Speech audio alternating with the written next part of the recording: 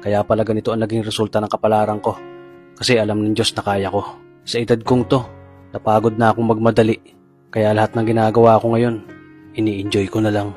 Siguro sa dami na rin ng aking pinagdaanan, napagtanto ko na ang buhay ay mas malawak at mas mahiwaga pa sa mga problemang dumarating sa buhay natin. Tumatanda na tayo, baka sa kakahabol natin sa masagana at maayos na buhay, ay hindi na natin nai-enjoy ang buhay.